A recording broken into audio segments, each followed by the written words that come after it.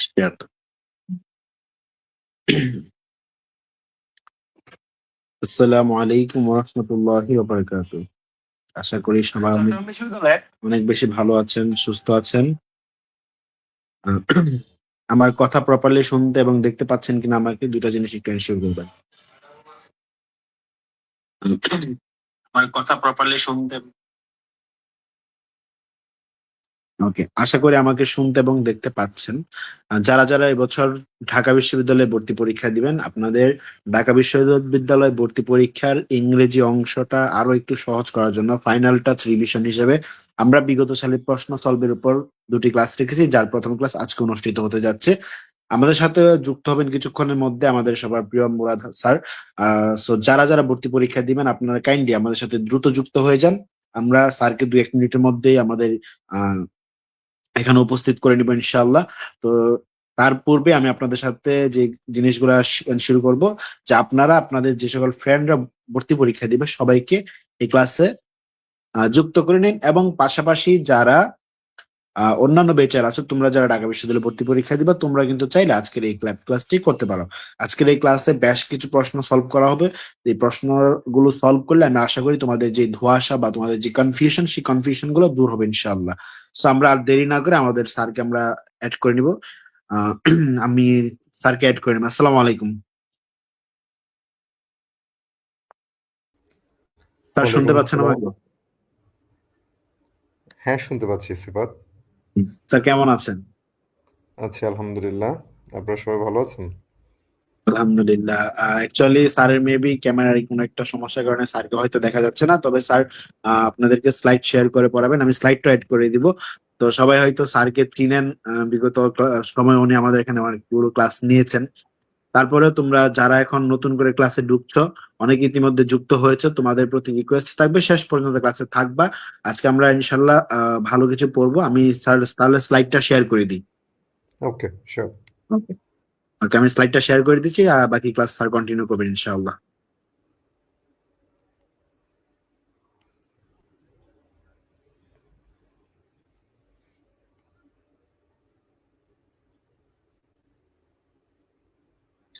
G sir, continue please.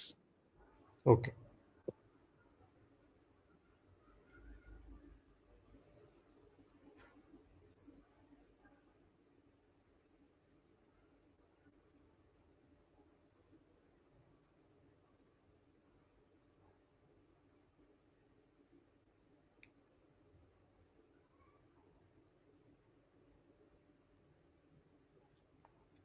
আসসালামু আলাইকুম, সবাইকে শুভেচ্ছা।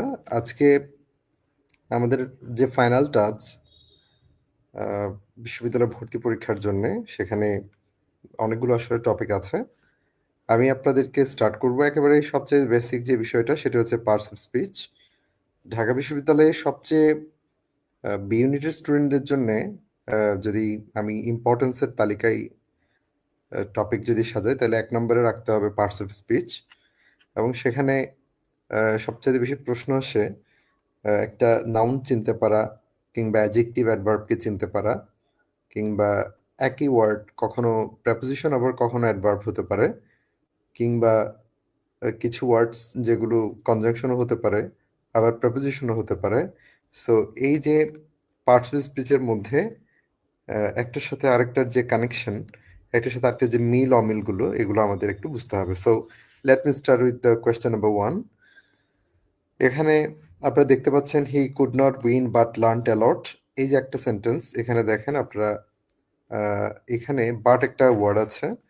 আমি যদি একটু আপনাদেরকে এটা হাইলাইট করে দেখাই, তাহলে এই বাট শব্দটা এখানে আসলে কোন পার্ট অফ স্যার স্পিচ? আরেকটু জুম করলে মেবি আরেকটু স্পষ্ট আমরা দেখতে পেতাম আর কি। সরি। ওকে, না, ওকে ওকে ওকে ওকে ওকে ওকে, ঠিক আছে। Okay. Perfect perfect, thank you.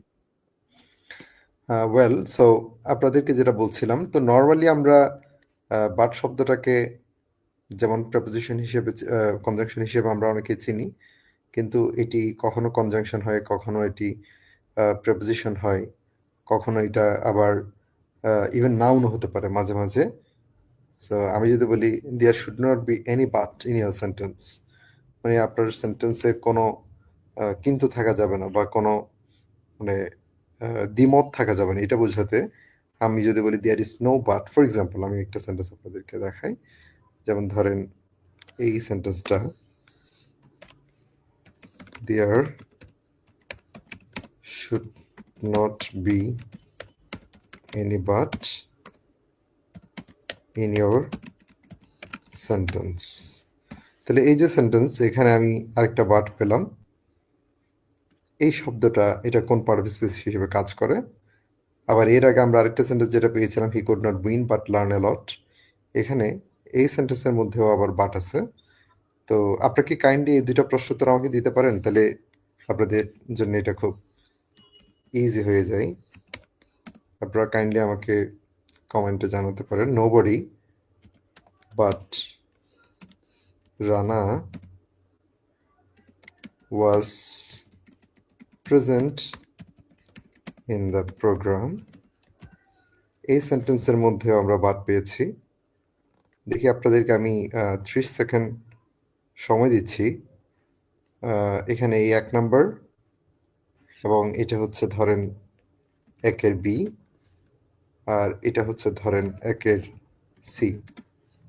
তাহলে এই শুধু 1 নাম্বারের ক্ষেত্রে বারটা কোন পার্ট অফ স্পিচ হতে পারে, আর 1 বির মধ্যে বারটা কোন পার্ট অফ স্পিচ, এবং 1 সিতে সেখানে বারটা কোন পার্ট অফ স্পিচ। তো আপনারা একটু দেখি, এটা একটু রেসপন্স করেন তো তাইলে।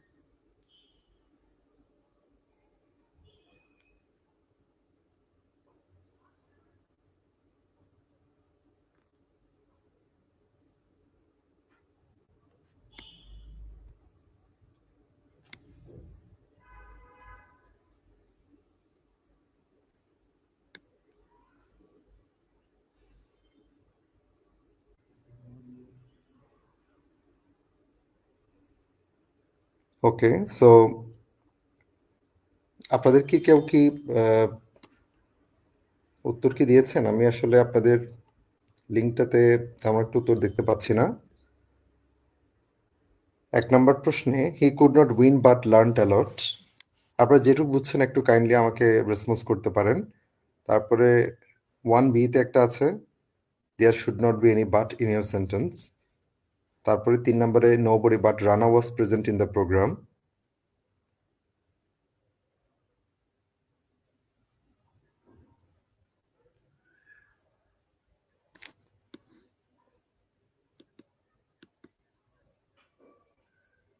ওকে, আচ্ছা আমি একটু আপনাদেরকে হেল্প করি। একটা বিষয় খেয়াল করবেন, মূলত এগুলো আসলে কিভাবে কাজ করে, এই ওয়ার্ডগুলা। হি কুড নট উইন, এখানে এই অংশটা একটু দেখেন, যেটি আমি এখন এইমাত্র আরেকটু করে হাইলাইট করলাম। হি কুড নট উইন এই অংশটাতে দেখবেন হি সাবজেক্ট, এবং কুড নট উইন এটি হচ্ছে ফাইনাইট ভার্ব। তো সাবজেক্টের পরে একটা ফাইনাইট ভার্ব দিয়ে এটাকে একটা আমরা ক্লজ হিসেবে এখানে পাচ্ছি। তারপরে বাটের পরে দেখবেন লার্নড অ্যা লট, এখানে এই লার্নড এটাও একটা কিন্তু ফাইনাইট ভার্ব বা মেইন ভার্বের মতো কাজ করে, এবং অ্যালট হচ্ছে অ্যাডভার্বিয়াল এক্সপ্রেশন হিসেবে এসছে। এবং এখানে লার্নটের একটা সাবজেক্ট আমরা পাচ্ছি, সেটা হচ্ছে হি। সো সেন্টেন্সের শুরুতে হি চলে এসছে, তাই বাটের পরে পুনরায় হিটা না দিলেও চলে, সে কারণে এখানে হিটা দেওয়া হয়নি। So he could not win but he learned a lot, এই সেন্টেন্সটাকে আসলে সংক্ষেপে লেখা হয়েছে he could not win but learned a lot. এখানে একটা অংশ হচ্ছে হি কুড নট উইন, আরেকটা অংশ হচ্ছে লার্নড অ্যা লট, এই দুটি অংশের মাঝখানে সেন্টেন্সে এরকম দুটি ক্লজ বা ফ্রেজকে কানেক্ট করার জন্য যে ওয়ার্ডগুলো আসে সেগুলোকে আমরা কনজাংশন বলি। সো এখানে বাটটা হচ্ছে আসলে একটা কনজাংশন, এবং আরো স্পেসিফিকলি বলতে গেলে এটা হচ্ছে একটা কোঅর্ডিনেটিং কনজাংশন। আপনাদের বিশ্ববিদ্যালয় ভর্তি পরীক্ষায় মাঝে মাঝে, বিশেষ করে ঢাকা ইউনিভার্সিটিতে বি ইউনিটের প্রশ্নগুলোতে মাঝে মাঝে আবার স্পেসিফিক জিজ্ঞেস করা হয় যে এটি কোন ধরনের কনজাংশন, এটি কি অ্যাডভার্সেটিভ নাকি কোঅর্ডিনেটিং কনজাংশন, এই ধরনের প্রশ্ন থাকতে পারে। সো আপনারা মনে রাখতে পারেন এটা হচ্ছে একটা কোঅর্ডিনেটিং কনজাংশন।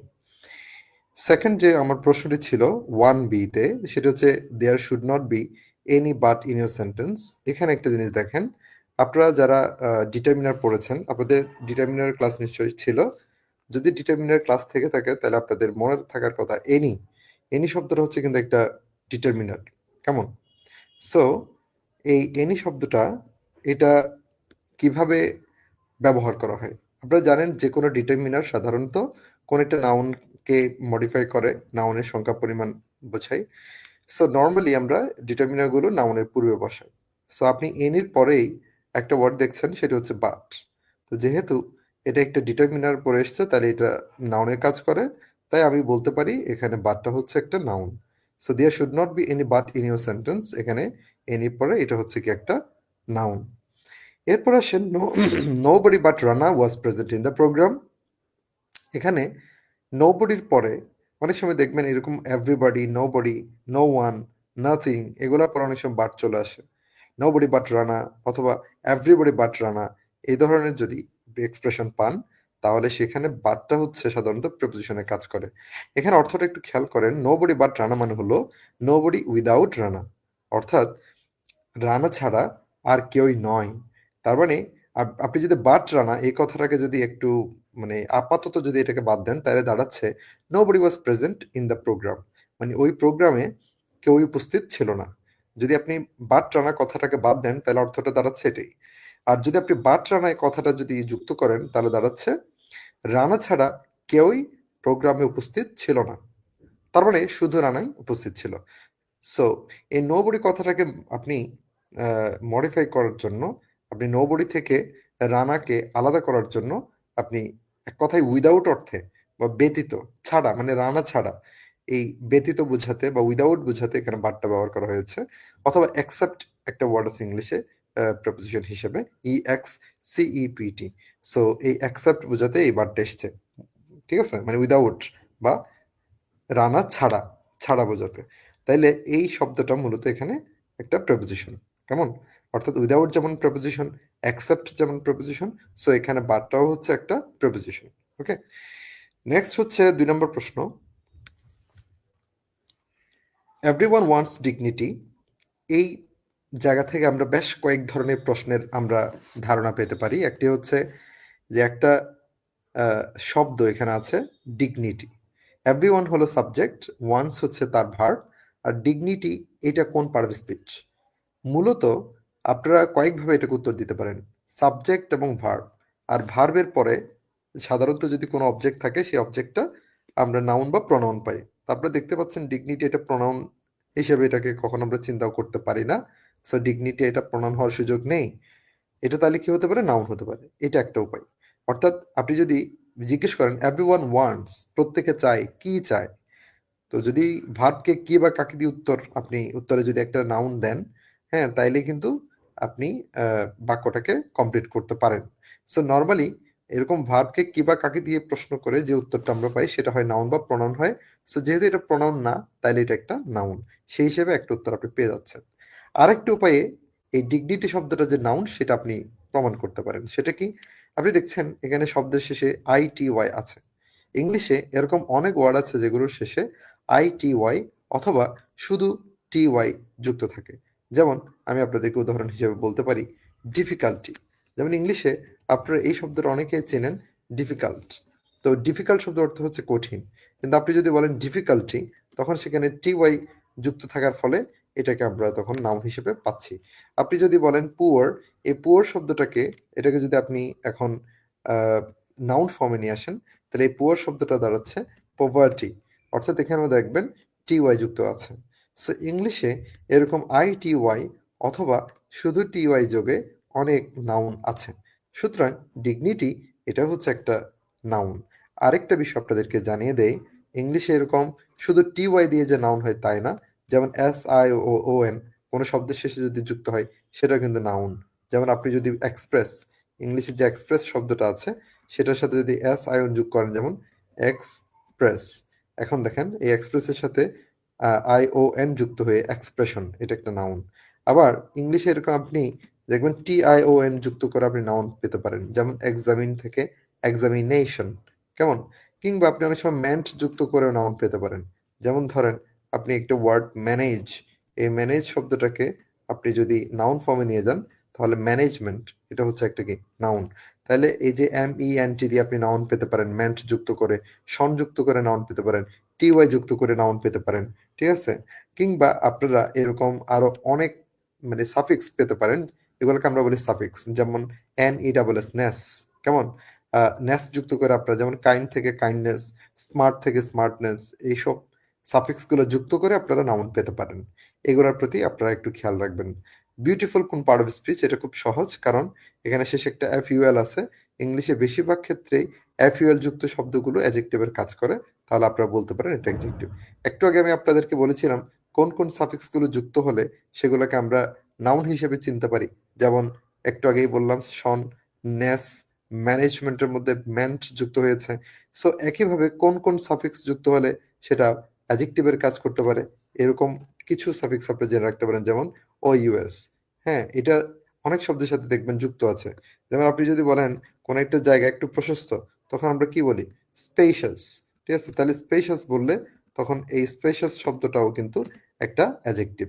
কিংবা আপনি যদি অনেক সময় যদি অন্য কোনো ওয়ার্ডের সাথে যদি এটা ওইএস যুক্ত করে, যেমন পয়জন থেকে ওইএস যুক্ত করলে তাহলে এটা দাঁড়াচ্ছে পয়জনাস, এটা একটা কি অ্যাডজেক্টিভ। এভাবে অ্যাডজেক্টিভ সাফিক্স একটা দুটো না, আরো বেশ কয়েকটি আছে, যেমন আইএসএইচ, এটা হচ্ছে একটা অ্যাডজেক্টিভ সাফিক্স। যেমন আইএসএইচ এর উদাহরণ হিসেবে আপনারা কি পেতে পারেন? আপনারা পেতে পারেন স্টাইল থেকে স্টাইলিশ। এই যে স্টাইলিশ শব্দটা স্টাইল থেকে যুক্ত হচ্ছে স্টাইলিশ, কেমন? তাহলে এভাবে আপনি একটা চাইল্ড শব্দের সাথে আপনি যুক্ত করতে পারেন চাইল্ডিশ, এটা একটা কি অ্যাডজেক্টিভ হয়ে গেল। বুঝতে পেরেছেন? সো আপনাদের প্রাসঙ্গিক প্রশ্ন থাকলে আপনারা কমেন্টে জানাবেন। I hope you understand that. I know nothing regarding this matter, এই সেন্টেন্সটা একটু দেখেন। আমি কোনো কিছুই জানি না, আই নো নাথিং, আমি কিছুই জানি না, রিগার্ডিং দিস ম্যাটার, এই ব্যাপারটি সম্পর্কে। তাহলে এই সম্পর্কে বোঝাতে এখানে রিগার্ডিং মানে হচ্ছে সম্পর্কে, ঠিক আছে? কোনো কিছুর ব্যাপারে, তাহলে এটাকে আমরা অ্যাবাউট দিয়ে বোঝাই আর কি। So I know nothing about this matter না বলে, অ্যাবাউট বলে কিন্তু আপনারা বলতেন সেটা কি অ্যাজ এ প্রপোজিশন। সো এখানে অ্যাবাউট না বলে এখানে বলা হয়েছে রিগার্ডিং, অর্থাৎ রিগার্ডিং শব্দটা আসলে কিসের কাজ করছে? সো আপনি যেহেতু এটা অ্যাবাউটের কাজ করছে, সম্পর্কে বোঝাচ্ছে, বিষয়ে বোঝাচ্ছে, কোনো কিছুর ব্যাপারে বোঝাচ্ছে, সো ব্যাপারে বোঝাতে এটা প্রেপোজিশন হবে, অর্থাৎ 4 নম্বরের সঠিক উত্তর হচ্ছে রিগার্ডিং এর উত্তর হচ্ছে কি প্রেপোজিশন।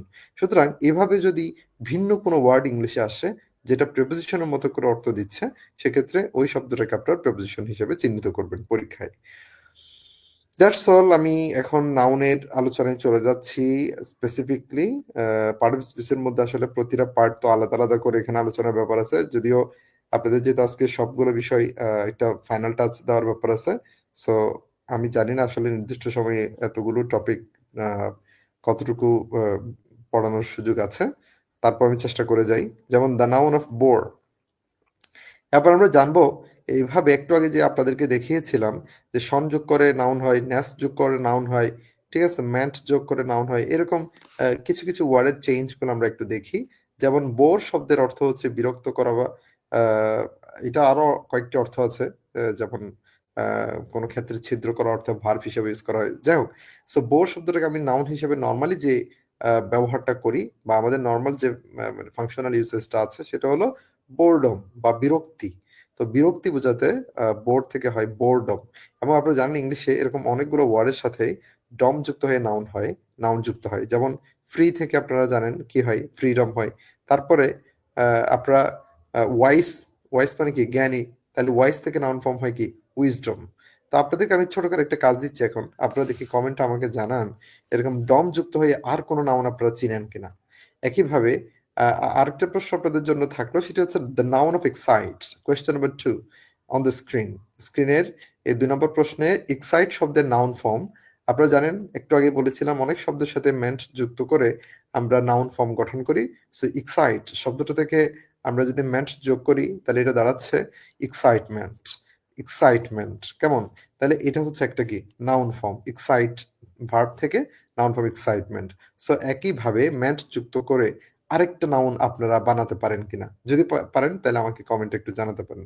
তার একটা হচ্ছে ডম যুক্ত করে একটা নাউন তৈরি করে আপনারা কমেন্টে জানাবেন। আরেকটা বলেছি মেন্ট যুক্ত করে একটা নাউন ফর্ম আপনারা আমাকে একটু কমেন্ট সেকশনে জানাবেন। এরপরে হচ্ছে I like travelling to visit different places. এখানে আমি ট্রাভেলিং পছন্দ করি, ঠিক আছে? বিভিন্ন জায়গায় পৃথিবীতে এখানে in this sentence the verbal noun is what? এখানে ভার্বাল নাউনটা কি? তো আপনাদের একটু জানা প্রয়োজন আসলে ভার্বাল নাউন বলতে কি বোঝায়।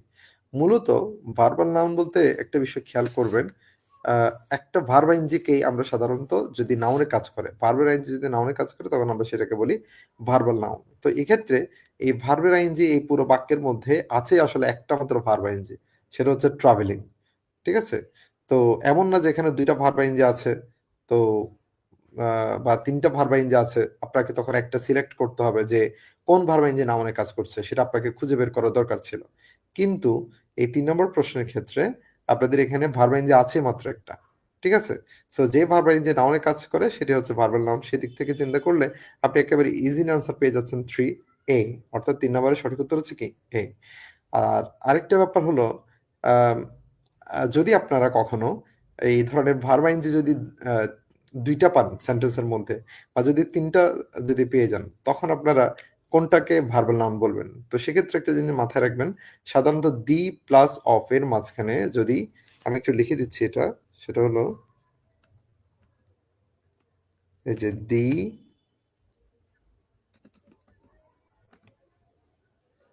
দি plus verb ING plus of. আপনারা আমার এই স্ট্রাকচারটা একটু খেয়াল করেন। আমি যেটা এখন স্ক্রিনে লিখে দিয়েছি, এখানে কি পাচ্ছেন? কি দেখতে পাচ্ছেন দেখেন। যে the plus verb ING plus of, তার মানে আর্টিকেল দি এবং অফের মাঝখানে যদি ভার্ব আইএনজি পান তাহলে আপনারা সেটাকে বলবেন ভার্বাল নাউন। আর যদি কোনো কারণে পরীক্ষায় দি এবং অফ আপনি টোটালি পাননি, শুধু ভার্ব আইএনজি পেয়েছেন, সেক্ষেত্রে আপনি একমাত্র অপশন হিসেবে আপনি সেটাকে ভার্বাল নাউন দিতে পারেন।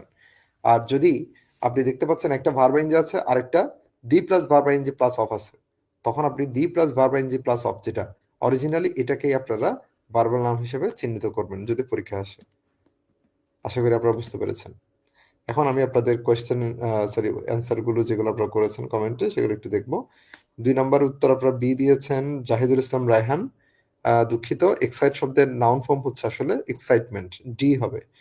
মনিকা রাফা মনি, আপনার ক্ষেত্রে আপনি 1C দিয়েছেন। 1 এর ক্ষেত্রে দেখেন বোরের নাউন ফর্ম আসলে বোরডম, তার মানে 1 এর ডি হবে, সি হবে না। তারপরে খাদেমুল ইসলাম 2D, আপনার উত্তর সঠিক হয়েছে।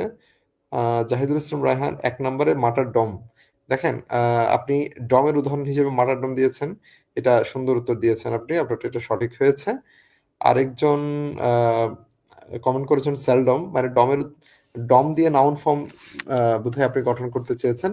কিন্তু দুঃখিত বোন, এটা আপনার হয়নি সঠিক উত্তর। কারণ হচ্ছে সেলডম এটা একটা ব্যতিক্রম শব্দ। এই সেলডমটা কদাচিৎ বা খুব হঠাৎ বোঝায় এবং এই সেলডমটা মূলত একটা অ্যাডভার্ব। কেমন? এটা একটু মাথায় রাখবেন। তারপরে হচ্ছে আহসান, এটা কি চট্টগ্রাম বিশ্ববিদ্যালয় বি2 এর জন্য কিনা? আচ্ছা, এটা যেকোনো বিশ্ববিদ্যালয় ভর্তি পরীক্ষার যেকোনো ইউনিটের জন্যই আজকের ক্লাসটা বেসিক ক্লাস হিসেবে প্রযোজ্য। সো এটা এই প্রস্তুতি আপনি যেকোনো ইউনিটের জন্য কাজে লাগাতে পারবেন যেকোনো বিশ্ববিদ্যালয়ের প্রস্তুতির ক্ষেত্রে। যদিও এটা টোটাল একটা রিভিশন ক্লাস তাই। মনিকা রাফার আরেকটি উত্তর পেয়েছি 2B। দুঃখিত, এক্সাইটের সঠিক নাউন ফর্ম এক্সাইটমেন্ট, ডি হবে। তারপরে এগ্রিমেন্ট আপনি মেন্টর উদাহরণ হিসেবে আরেকজন এগ্রিমেন্ট বলেছেন, সেটাও সঠিক। তারপরে আম সাদিয়া ইসলাম, ওয়ালাইকুম আসসালাম। খাদেমুল ইসলাম, পিডিএফ এ দেওয়া যাবে কিনা? ওকে, দ্যাটস ফাইন। এটা আপনাদের অথরিটি নিশ্চয়ই পিডিএফ এ আপনাদেরকে এটা প্রোভাইড করতে পারবেন, I hope. Two typing mistake হয়েছে স্যার। ওকে, টুতে টাইপিং মিস্টেক কোন জায়গাতে হয়েছে কাইন্ডলি কি একটু বলবেন? আচ্ছা, মানে আপনার ক্ষেত্রে কি হয়েছে কিনা বলছেন কিনা? ওকে। তারপর কামরুজ্জামান 3A ট্রাভেলিং সঠিক উত্তর। মোহাম্মদ সাদেক 4B। আচ্ছা, মোহাম্মদ সাদেক আপনি 4 এ চলে গেছেন, আমি তো অ্যাকচুয়ালি 4 এ যাইনি। ওকে। ওকে, সো আমি এখন কমেন্ট সেকশন থেকে একটু সুইচ করি আমাদের মূল ক্লাসের আলোচনায়। সো আমাদের আশা করি ৩ নাম্বার সঠিক উত্তর এ আপনারা বুঝতে পেরেছেন। এটাই হচ্ছে the plus verb ing plus of, যেটা বলেছিলাম একটু আগে সেটা ভার্বাল নাউন, এবং সেটা যদি সেই হিসেবে না পান তাহলে ভার্ব ইংজিটাকে আপনারা ভার্বাল নাউন হিসেবে চিহ্নিত করবেন। সো নেক্সট হচ্ছে দ্য ওয়ার্ড টর্মেন্টর ইজ, এই টর্মেন্টর ওয়ার্ডটাকে আমরা কি হিসেবে চিহ্নিত করব? সো এইটা একটু আমরা এখানে দেখি নাউন, অ্যাডজেক্টিভ, ভার্ব এবং অ্যাডভার্ব। সো আপনারা এইটাও একটু উত্তর দিয়ে দেন। আপনারা যারা ইয়ে করছেন, কমেন্টে আপনারা লিখছেন, আপনারা চাইলে এই টর্মেন্টর শব্দটার উত্তরে দিতে পারেন, এবং এটা কেন, এটা অ্যাডজেক্টিভ হলে কেন অ্যাডজেক্টিভ, নাউন হলে কেন নাউন, ভার্ব হলে কেন ভার্ব। সো এই উত্তরটা আপনারা একটু দেখেন। হ্যাঁ, আপনারা আপনারা যারা উত্তর দিচ্ছেন তাদের আমি ব্যাখ্যাটা একটু বলে দেই। সেই সঙ্গে আরেকটি লাস্ট প্রশ্ন, which of the following is not an abstract noun? নিচের কোনটি অ্যাবস্ট্রাক্ট নাউন নয়? কেমন? আচ্ছা, অ্যাবস্ট্রাক্ট নাউন বোধহয় আপনারা তো চেনেন, আপনাদের ক্লাসে এগুলো নিশ্চয়ই আলোচনা হয়েছিল। অ্যাবস্ট্রাক্ট নাউন হচ্ছে সেই নাউন যেটা আপনার বাহ্যিকভাবে কোনো আকার আকৃতি থাকে না, যে নাউনটা আমরা দেখতে পাই না, ছুঁতে পাই না, যেটি সংখ্যায় গণনা করা যায় না, যেটাকে আমরা জাস্ট অনুভব করি, যেটার আমরা বাহ্যিক কোনো আকার যেহেতু পাই না, আমরা জাস্ট এটাকে অনুভব করতে পারি। কেমন? তো সেই ধরনের নাউন হচ্ছে অ্যাবস্ট্রাক্ট নাউন। যেমন ধরেন আপনি যদি বলেন তার প্রচুর ধৈর্য আছে। সো ধৈর্যটা, এটার বাহ্যিক কোনো আকার নেই, এটা আমরা দেখতে পাই না, ছুঁতে পাই না, এটা আমরা অনুভব করি। আমি যদি বলি তার মধ্যে অনেক সততা আছে, কেমন? এই সততা শব্দটাও কিন্তু আমরা দেখতে পাই না, এটা আমরা অনুভব করি। এটা হচ্ছে কি abstract noun. So question number 5 যেটা বলছিলাম টর্মেন্টর, এই ওয়ার্ডটাকে আমি নাউন, অ্যাডজেক্টিভ, ভার্ব কি বলবো? সো এখানে আমি আপনাদেরকে একটু সহজ একটা উপায় বলে দেই। টর্মেন্টর, এখানে একটা ও আর আছে দেখতে পাচ্ছেন, এই যে ও আর, কেমন? সো কোন শব্দের সাথে যদি ও আর বা ই আর থাকে, যেমন আমি আপনাদেরকে একটু উদাহরণ দেই। ধরেন ইংলিশ একটা ওয়ার্ড আছে আপনারা সবাই চিনেন, ভিজিট, কেমন? তো যিনি ভিজিট করেন তাদেরকে আমরা কি বলি? ভিজিটর বলি, তাই না? তারপরে যেমন ধরেন আ যিনি ড্যান্স করেন, ড্যান্স হচ্ছে একটা ভার্ব। কিন্তু যিনি ড্যান্স করেন তাকে আমরা বলি ড্যান্সার। এই ড্যান্সারটা কি নাউন নাকি ভার্ব? ড্যান্স কিন্তু ভার্ব, নাচা। কিন্তু ড্যান্সার যখন আমরা বলি তখন ড্যান্সার কি আসলে ভার্ব নাকি নাউন? নিশ্চয়ই যিনি নাচেন তাকে আমরা ড্যান্সার বলি। তাহলে এটা ড্যান্সার বলতে একজন ব্যক্তিকে বোঝায়। সো ড্যান্সার একটা কি? নাউন না? তাহলে ভিজিট, ভিজিট ভার্ব। কিন্তু ভিজিটর কি? নাউন না? আবার সিং মানে গান করা। হ্যাঁ, সিং মানে কি? গান করা। তাহলে এটা একটা কাজ। কোন একটা কিছু করা বোঝালে কি? ভার্ব। কিন্তু যখন আমি বলবো সিঙ্গার, তাহলে এটা কি হয়ে গেল? এটা নাউন হয়ে গেল। কেমন? একইভাবে আপনি এরকম ইংরেজিতে আরো অনেক ওয়ার্ড পাবেন। যেমন ধরেন যারা প্রাইভেট পড়ায় বাসায় যেয়ে তাদেরকে আমরা কি বলি? গৃহশিক্ষকদেরকে কি বলি বলেন তো? টিউটর। সো এখানে ও আর আছে। আছে না? সো এভাবে আমরা ইংলিশে অনেক ওয়ার্ড পাই যে ওয়ার্ডগুলোর সাথে শেষে ই আর বা ও আর যুক্ত হয়। কেমন? বিশেষ করে ভার্বের সাথে বেশিরভাগ সময় এগুলো যুক্ত হয়। সো যদি কোনো ভার্বের সাথে ই আর বা ও আর যুক্ত হয়, তখন আমরা সেই শব্দটাকে আর ভার্ব বলবো না, সেটাকে আমরা তাহলে কি বলতে পারি? নাউন বলতে পারি। কেমন? তাহলে এখানে টর্মেন্টর, এখানে শেষে কি আছে? ও আর আছে। কেমন? এ কারণে আমরা এখানে সঠিক উত্তর হচ্ছে কি? নাউন। তাহলে এটা হচ্ছে ৪ নাম্বারের সঠিক উত্তর কি? নাউন হবে।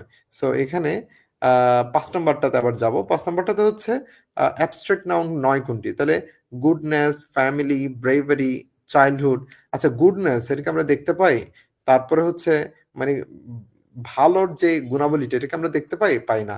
ব্রেভারি সি নাম্বারে, সাহসিকতা। সাহসিকতার কি বাহ্যিক কোনো আকার আছে? সেটা দেখতে লাল, কালো, মানে কোন ধরনের এটার কি বাহ্যিক কোনো আকার কি আছে? নাই। চাইল্ডহুড শৈশবকাল। সো শৈশব এটাও তো হচ্ছে আমাদের সময়ের একটা আ প্রেক্ষিত আমরা বর্ণনা করি, তাই না? ফলে এটাও কিন্তু বাহ্যিকভাবে এটা দেখা-ছোঁয়া যাওয়ার বা এটার আকার আকৃতির কোনো বিষয় নেই। তারপরে আমরা আরেকটা ওয়ার্ড পাচ্ছি ফ্যামিলি। ফ্যামিলি মানে মূলত বোঝায় এটা একটা কালেক্টিভ নাউন, অর্থাৎ কয়েকজন সদস্য, কয়েকজন মানুষ একসাথে হ্যাঁ, যখন একটা পরিবার গঠন করে তখন আমরা তাদেরকে একসাথে বলি কি ফ্যামিলি, যেখানে হাজব্যান্ড ওয়াইফ তাদের চিলড্রেন তাদের প্যারেন্টস থাকতে পারে, রাইট? সো সবাই মিলে হচ্ছে একটা ফ্যামিলি, কেমন? সো এটা এই ফ্যামিলিটার বাহ্যিক একটা আমরা আকার, বাহ্যিক আমরা এটার একটা দৃশ্যমান একটা অবস্থায় দেখতে পাই, কেমন? সো এটাই হচ্ছে এখানে অ্যাবস্ট্রাক্ট নাউন নয়। তাহলে 5 নম্বরের সঠিক উত্তর হচ্ছে বি, আর 4 নম্বরের সঠিক উত্তর হচ্ছে এ। দেখি আমি আবার কমেন্ট বক্সে আপনার কারা উত্তর দিয়েছেন। কামরুজ্জামান, আপনার উত্তর সঠিক হয়েছে, থ্যাংক ইউ। নাইম আহমেদ, নাইম, আহ, আপনি শুধু নাম লিখেছেন। Khademul Islam 4A, right answer. Mahmud Akter 5B, সঠিক উত্তর হয়েছে। 4A বলেছেন, ঠিক আছে। আবরার ফাহাদ, আপনার উত্তরটাও সঠিক। মনিকা, আপনার উত্তরটাও সঠিক। খাদেমুল ইসলাম, উত্তর ঠিক আছে। তবে মোহাম্মদ সাদেক আপনি ভুল করেছেন, 5A হবে না, 5B হবে। শিরিন শিলা, আপনার উত্তরটাও সঠিক। জান্নাত ফারিয়া সঠিক উত্তর। Nazrin Jhumur, 5 family, right answer. তারপরে সামান ইসলাম সামিন, 4A সঠিক উত্তর। আবু সালে সঠিক উত্তর হয়েছে। আবু সালে এরপর আচ্ছা, ওকে। জান্নাত ফারিয়া আপনি নাউন বলেছেন, ও আচ্ছা, সরাসরি উত্তর দিয়েছেন। তারপরে Naznin Jhumur, so that's all, okay, thank you আপনারা যারা উত্তর করেছেন। এখন ডিটারমিনারে আমরা চলে আসি। So what is determiner? এটা খুবই কমন টপিকগুলোর মধ্যে একটি।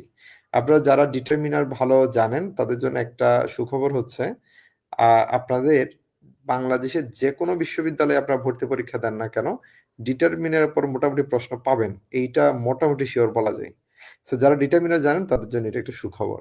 আর ডিটারমিনার যারা জানেন না তাদের জন্য একটা দুঃখের খবর হচ্ছে যে ডিটারমিনার আপনারা বাংলাদেশের ম্যাক্সিমাম বিশ্ববিদ্যালয়গুলোর বিভিন্ন ইউনিটগুলোতে ভর্তি পরীক্ষা প্রশ্নে ডিটারমিনার নিয়ে মানে এক বা একাধিক প্রশ্ন সাধারণত থাকে।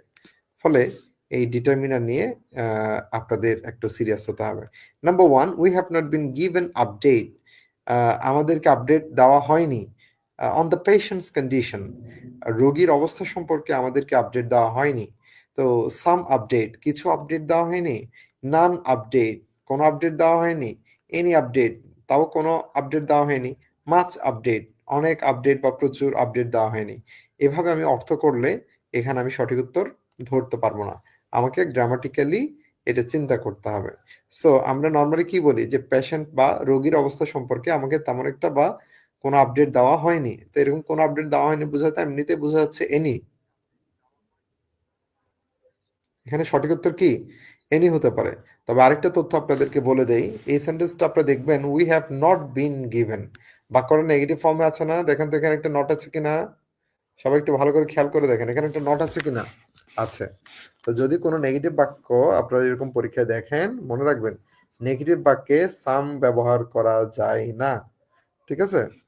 নেগেটিভ বাক্যে কি ব্যবহার করা যাবে না? সাম ব্যবহার করা যাবে না। তাহলে নেগেটিভ বাক্যে আপনারা কি ব্যবহার করতে পারেন? এনি অথবা মাছ ব্যবহার করতে পারেন। কি ব্যবহার করতে পারেন? এনি অথবা মাছ। তাহলে আমি কি তথ্যটা আপনাদের জন্য লিখে দিব? তাহলে সামের বৈশিষ্ট্য হচ্ছে কি? সামের বৈশিষ্ট্য হচ্ছে, সাম বসবে অ্যাফার্মেটিভ সেন্টেন্সে, কেমন? Affirmative sentence. আর আরেকটা কি বলেছি? এনি। এনি এবং মাছের বৈশিষ্ট্য হচ্ছে এটা নেগেটিভ সেন্টেন্সে ব্যবহৃত হয়। তাহলে এই তথ্যটা সবাই মনে রাখতে পারবেন? আপনি কি দেখতে পাচ্ছেন কিনা স্ক্রিনে? তাহলে এই তথ্যটা একটু কাইন্ডলি আপনারা মনে রাখবেন, সাম এবং এনির এই তথ্যটা। ওকে, তাইলে সাম এবং এনির এই তথ্যটা আপনারা সবাই মনে রাখবেন। সামের সাথে অ্যাফার্মেটিভ সেন্টেন্স, এনি অথবা মাছের সাথে নেগেটিভ সেন্টেন্স।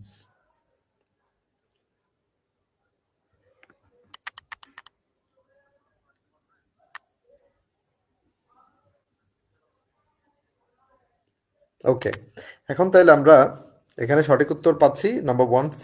আপনাদের অনেকে উত্তর দিয়েছেন, তার মধ্যে নাজরিন ঝুমুর, সামিন, সাজিদুর রহমান, আবু সালে, মনিকা এবং মাহমুদা।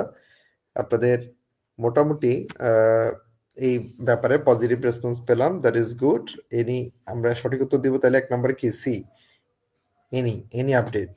ওকে, তারপরে অ্যাকর্ডিং টু সাম স্টাডিজ, কিছু গবেষণা বা পর্যালোচনা বা রিসার্চ আর কি, স্টাডিজ বলতে রিসার্চ বোঝাচ্ছে আর কি, কিছু গবেষণায় দেখা যাচ্ছে। আচ্ছা, এখানে অ্যাকর্ডিং টু হবে, এখানে ভুলে টুটা বোধহয় আসেনি। So according to some studies, কিছু গবেষণায় দেখা গেছে ডলফিনস, ওয়েলস, ডলফিন, তারপরে ওয়েল, তিমি মাছ, এবং অ্যান্ড আদার সি ক্রিয়েচার্স, মানে আরো কিছু সামুদ্রিক প্রাণী, মানে ডলফিন, তিমি, এরকম আরো কিছু সামুদ্রিক প্রাণী ইউজ, ব্যবহার করে হাইলি সফিস্টিকেটেড ন্যাভিগেশন সিস্টেমস, মানে তারা চলার জন্য খুব উন্নত উপায় ব্যবহার করে। কেমন? এখন এখানে মূল ব্যাপার হচ্ছে আমি এই আদার শব্দের আগে আসলে কি ব্যবহার করব?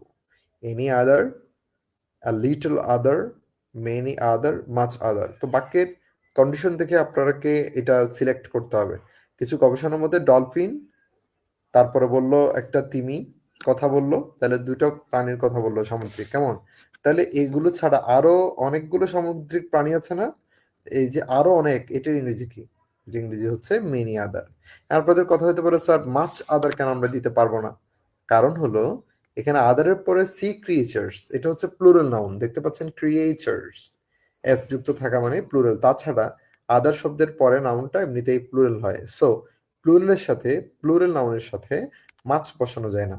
মাছ শব্দটা বসাতে হয় সাধারণত আপনার আনকাউন্টেবল নাউনের সাথে।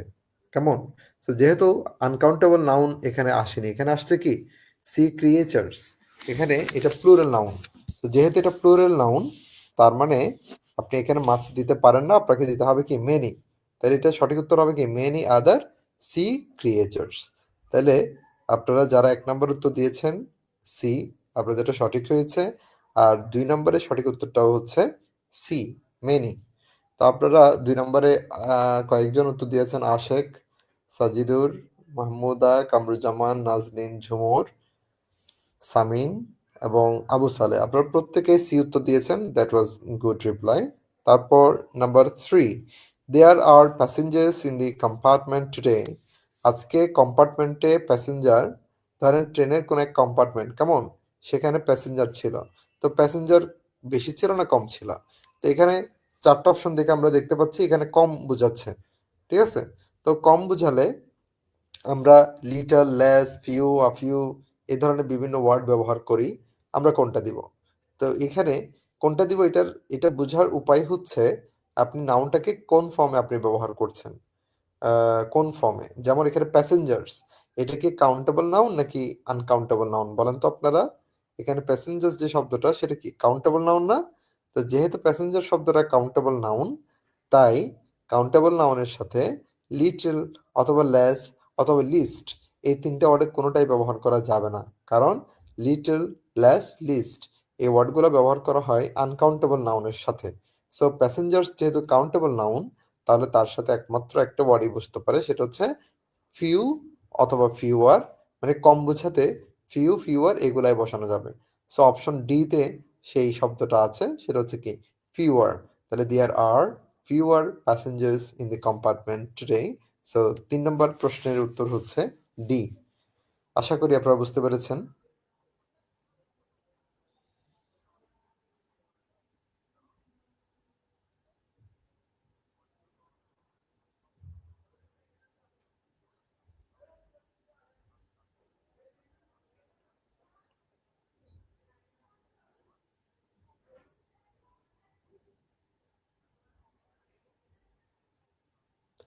এখন আপনারা দেখবেন question number 4, she wanted to serve some coffee to her guests. সে তার গেস্টদেরকে কিছু কফি সার্ভ করতে চেয়েছিল। হাউএভার, যাই হোক, তবে, তার মানে সে কফি সার্ভ করতে চেয়েছিল, ঠিক আছে? তবে, মানে যদিও সে চেয়েছিল কিন্তু তবে, তবে কি? She hadn't many sugar, she hadn't many sugar, এর মানে বোঝাচ্ছে যে তার হয়তো অনেক চিনি ছিল না। তো দেখেন, কফি বানানোর জন্য তো আসলে অনেক চিনি লাগে না। তাহলে এটা কি লজিক্যাল? এটা লজিক্যাল না। তাইলে আমরা বি অপশনে চলে যাই। তাছাড়া এখানে আরেকটা ভুল আছে। সুগার শব্দটা হচ্ছে আনকাউন্টেবল, আর আনকাউন্টেবল নাউনের সাথে মেনি হয় না, মাছ হয়। তারপরে কোয়েশ্চেন নাম্বার বি দেখেন, সেখানে আমরা দেখতে পাচ্ছি there was not a great amount of the sugar. তো এখানেও সেম কেস, গ্রেট অ্যামাউন্টের তো এখানে আসলে দরকার নাই, তাই না? তো আর great amount of the sugar এইভাবে আসলে ব্যবহার করা হয় না। আপনি যদি বেশি চিনিও বোঝাতে চান তাহলে এটা just a lot of sugar বললে হয়ে যেত। এনিওয়ে, তারপর হচ্ছে she didn't have much sugar. এটা একেবারে খুব সিম্পল সিঙ্গেল একটা ওয়ার্ড মাছ দিয়ে ব্যবহার করা হলো। সো এইভাবে সিম্পলি ব্যবহার করাটাই যুক্তিযুক্ত। তার তারপর আরেকটা ব্যাপার হলো যে মাছ শব্দটা uncountable noun. So uncountable noun, sorry, মানে মাছ শব্দটা বসা আনকাউন্টেবল নাউনের সাথে। সো সেদিক থেকে আপনারা এখানে সবচাইতে লজিক্যাল আপনাদের ইউজটা হচ্ছে মূলত মাছ, এই ফর্মটাই সবচাইতে লজিক্যাল। কেমন? তো আর এরপরে ডি নাম্বারে শি ওয়াজ ল্যাকিং ইন, তার অভাব হচ্ছিল, চিনির পরিমাণের কথাগুলো আসলে মিলে না। আর একটা সবচেয়ে বড় কথা হচ্ছে অকারণে একটা সেন্টেন্সকে লম্বা করা, এটাও আসলে যুক্তিযুক্ত না। তো যে কারণে এখানে সবচেয়ে সুন্দর এবং সঠিক অপশন হচ্ছে কোয়েশ্চেন নাম্বার 4 এ সি, অর্থাৎ she didn't have much sugar. And the last question for you is that identify the determiner in the following sentence. এই সেন্টেন্সের মধ্যে ডিটারমিনারটা আপনারা ফাইন্ড আউট করবেন। সো কোনটা determiner? I have no news for you. তাইলে এখানে কোনটা ডিটারমিনার দেখি, এটা আপনারা বের করেন। এই 5 নম্বর প্রশ্ন উত্তর আপনারা দেখি সবাই দেখি চট করে দিয়ে দেন।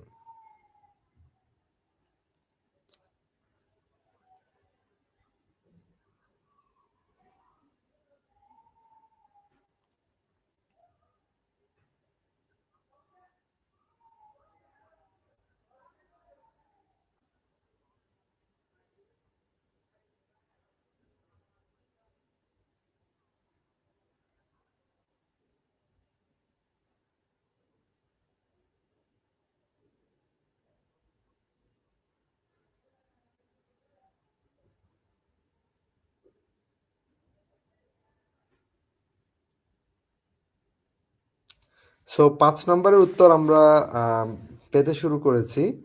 প্রথমে একজন উত্তর দিয়েছেন আশেক, আপনি উত্তর দিয়েছেন 5C। নাজনীন নো।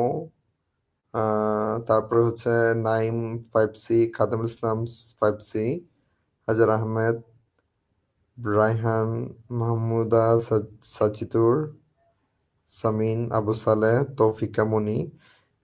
আপনারা তো দেখি সবাই সঠিক উত্তর দিয়েছেন। আপনারা তো 40তম বিসিএস এ তো আপনারা টিকে গেছেন, মানে 1 নাম্বার পেয়ে আপাতত টিকে গেছেন আর কি। কেমন?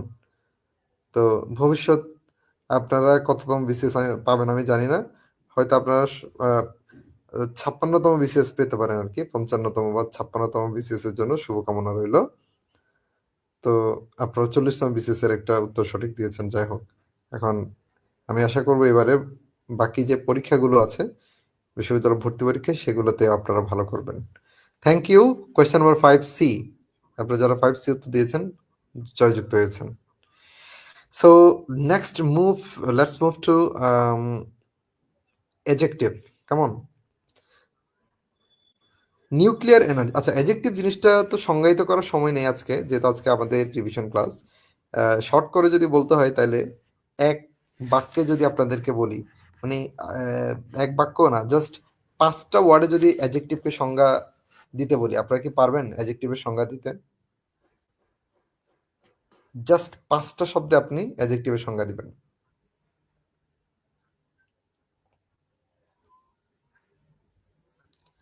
আমি আপনাদেরকে বলে দেই যদি আপনারা না পারেন। আচ্ছা, তার আগে এখানে আরো কয়েকটা উত্তর এসছে।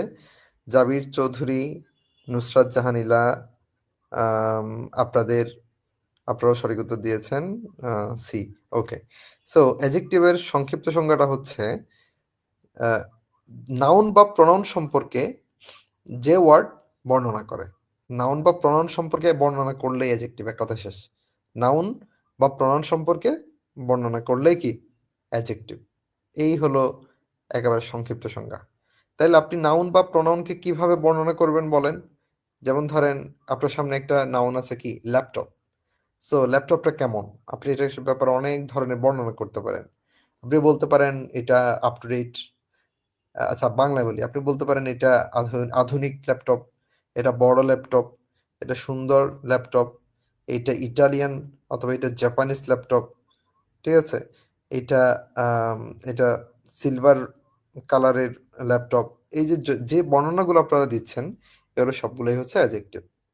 সো এখানে আমরা অ্যাডজেক্টিভের চ্যাপ্টারে যখন আমরা ওয়ার্ডগুলো ফাইন্ড আউট করব, তখন সেখানে আমরা দেখব একটা ওয়ার্ড আসলে নাউন বা প্রনাউনকে বর্ণনা করছে কিনা। যদি করে তাহলে সেটা অ্যাডজেক্টিভ। যদি না করে, মানে কোনো নাউন বা প্রনাউনকে যদি বর্ণনা না করে, তাহলে সেটা কিন্তু অ্যাডজেক্টিভ হতে পারে না। So question number 1, nuclear energy is dangerous to be used widely. এখানে এখানে আমরা কিভাবে আসলে এটা ইউজ করব? মনে রাখবেন অ্যাডজেক্টিভ এবং অ্যাডভার্বের মধ্যে যেহেতু কিছু কানেকশন আছে, তাই আমাদের কিছু বিষয় একটু খেয়াল করতে হবে। যেমন ইংলিশে কয়েকটা স্ট্রাকচার আছে, এগুলাও একটু পরীক্ষায় আসে মাঝে, মাঝে। যেমন ১ নম্বরের ক্ষেত্রে এই ডেঞ্জারাস টু বি ইউজড দেখবেন এই অ্যাডজেক্টিভের পর একটা টু আসছে। তো এটা মূলত আসলে একটা স্ট্রাকচার বেসড প্রশ্ন। সেটা হচ্ছে ইংলিশে সাধারণত টু একটা স্ট্রাকচার আছে। এই স্ট্রাকচারটা আপনারা একটু কাইন্ডলি মনে রাখবেন। অর্থাৎ এটা হচ্ছে টু প্লাস অ্যাডজেক্টিভ অথবা অ্যাডভার্ব। যদি কখনো আপনারা যদি এরকম অ্যাডজেক্টিভ অ্যাডভার্বের পরে টু প্লাস যদি ভার্ব দেখেন, তাহলে সেক্ষেত্রে এই প্রথমে অ্যাডজেক্টিভ এবং অ্যাডভার্বের শুরুতে একটা টি ডাবলও দেখবেন, টু। ঠিক আছে? এইটা একটু আপনারা কাইন্ডলি একটু মাথায় রাখবেন। ওকে, তাহলে আপনারা কি দেখতে পাচ্ছেন? টু প্লাস অ্যাডজেক্টিভ অথবা অ্যাডভার্ব, এরপরের অংশে তখন টু প্লাস ভার্ব দিতে হবে। ধরেন আপনি টু প্লাস অ্যাডজেক্টিভ অ্যাডভার্ব এটা প্রশ্নে পেয়েছেন পরীক্ষার, সেক্ষেত্রে পরের অংশে আপনাকে টু প্লাস ভার্বটা সিলেক্ট করতে হবে। তখন আপনার অপশনের মধ্যে ধরেন শুধু ভার্ব দিয়েছে, আরেকটা অপশনে ধরেন টু প্লাস ভার্ব দিয়েছে, আরেকটাতে ভার্ব প্লাস আইএনজি দিয়েছে, কিন্তু না, আপনাকে টু প্লাস ভার্বটাই সিলেক্ট করতে হবে। আর এখানে যেটা করেছে, এখানে প্রশ্নের মধ্যে আপনারা দেখবেন এখানে টু প্লাস ভার্ব তো দিয়েই দিয়েছে। এই যে, তাহলে এখানে কি কি পাচ্ছেন? এই যে অ্যাডজেক্টিভ প্লাস টু, এরপরে কি ভার্বের বেস ফর্ম। তাহলে এখানে অ্যাডজেক্টিভ পেয়েছেন, টু পেয়েছেন, ভার্ব পেয়েছেন। তার মানে দরকার কি তাইলে? বাকি কি আছে? অ্যাডজেক্টিভের আগে টু বাকি আছে, টি ডাবল ওটা বাকি আছে। তাহলে এই টু টি ডাবল ওটা আপনার সঠিক উত্তর। তাহলে ১ নম্বরের সঠিক উত্তর হচ্ছে কি সি। আপনারা সবাই বুঝতে পেরেছেন এটা? তারপরে দেখেন question number 2, I found the movie. আমি মুভিটা পেয়েছি, মানে আমি দেখতে পেলাম। কেমন পেলাম এটা? মানে মুভিটা কেমন ছিল? মুভিটা ছিল কমপ্লিটলি, হ্যাঁ, পুরোপুরি। তো এখানে একটা কথা বলি আপনাদেরকে। ধরেন এখানে আমি এই এনগ্রস ওয়ার্ডটা ধরেন আপনারা জানেন না। এখানে ধরেন আমি আপনাদেরকে আরেকটা ওয়ার্ড দিলাম, সেটা হচ্ছে এক্সাইট। তো আমি যদি আপনাদেরকে বলি আমি মুভিটাকে এক্সাইট পেয়েছি, নাকি মুভিটাকে আমি এক্সাইটেড পেয়েছি, নাকি আমি মুভিটাকে এক্সাইটিং পেয়েছি, আপনারা শুধু আমাকে এই ৩টা ওয়ার্ড বলেন দেখি। আমি মুভিটা, হ্যাঁ, খুব, হ্যাঁ, উত্তেজনাকর বা দারুণ পেয়েছি। হ্যাঁ, মুভিটা উত্তেজিত হবে নাকি উত্তেজনাকর, এটা আপনারাই বলেন। এক্সাইটেড মানে হলো উত্তেজিত। এক্সাইটেড মানে কি? উত্তেজিত। আর এক্সাইটিং মানে হচ্ছে উত্তেজনাকর। তাহলে মুভিটা কি উত্তেজনাকর ছিল নাকি উত্তেজিত ছিল? এটা আপনারা একটু কাইন্ডলি আমাকে বলেন। এখানে I found the movie completely, এই এ বি সি আমি ৩টা যে অপশন দিয়েছি, এই অপশনগুলো একটু বলেন।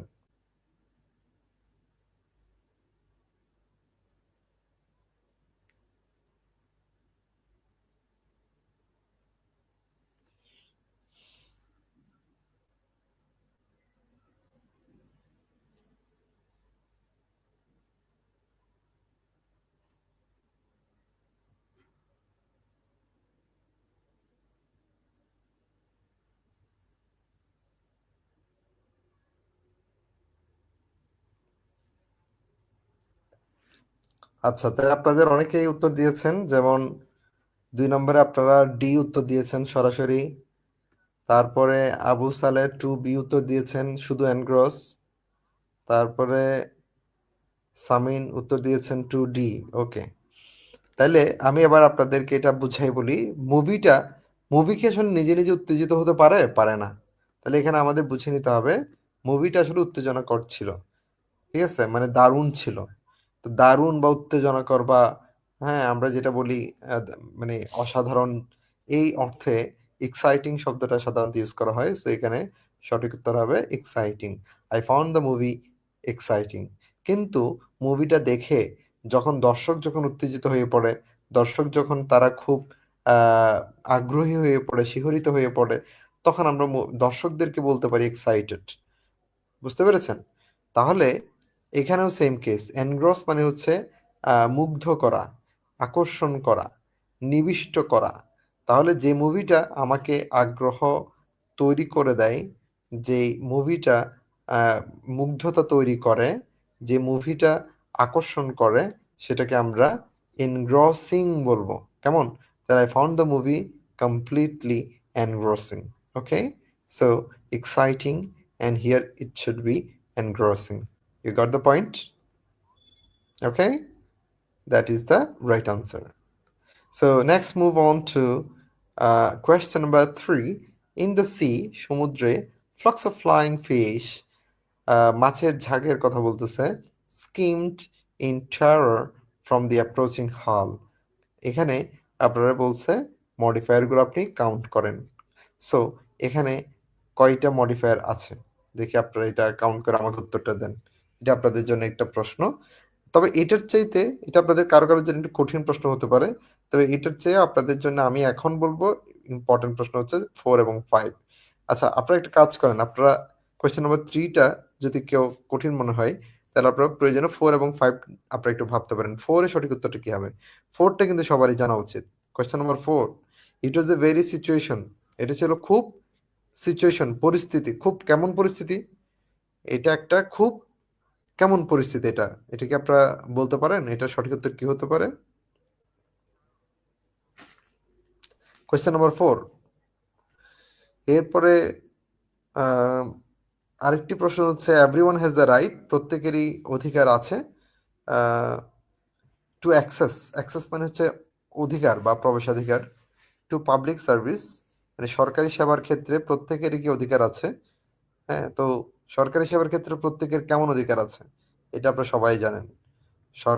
প্রত্যেকের সমান অধিকার আছে নাকি অসমান অধিকার, এটা তো আমরা সবাই জানি।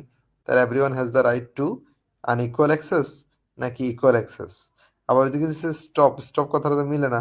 লিমিটেড অ্যাক্সেস, লিমিটেড মানে সীমিত অধিকার। প্রত্যেকের কি সীমিত অধিকার আছে নাকি আপনি সমান অধিকার, কোনটা আসলে মিলে, এটা আপনারা বুঝতে পারছেন। সো 5 নম্বর এবং 4 এই দুইটাতে আপনাদের অ্যাডজেক্টিভের ফাংশন বোঝার জন্য এই দুইটার অ্যান্সার জানাটা আপনাদের জন্য আমি মনে করি আরেকটু বেশি জরুরি।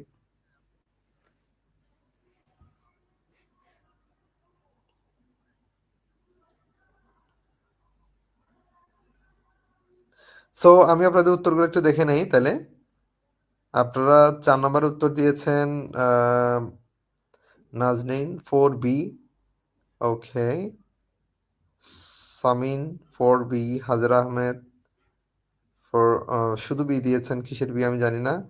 শেহাবুদ্দিন মাপনি 5B, নাজরিন জুমুর 5B দিয়েছেন উত্তর। শিরিন শিলা 4B, তৌফিকা মনি 4B, আশেক দুটো একসাথে উত্তর দিয়েছেন B, that is good. Khademul Islam, Mahmuda, Tonazina Hasan 4B, Samin, Shihab, Tonazina সবারই উত্তর সঠিক হয়েছে। তৌফিকা, আমি যাদের উত্তর পেয়েছি প্রত্যেকে সঠিক উত্তর দিয়েছেন, থ্যাংক ইউ সো মাচ। তাহলে 4 নম্বরে বি হবে এম্বারাসিং। তাহলে এটা ছিল খুবই একটা বিব্রতকর পরিস্থিতি। তাইলে বিব্রতকর বোঝাতে এম্বারাসিং হবে, এম্বারাসড বা এম্বারাসমেন্ট বলা যাবে না, embarrassing. Okay, so it was a very embarrassing situation, আমরা বলবো এটা হচ্ছে খুব বিব্রতকর পরিস্থিতি।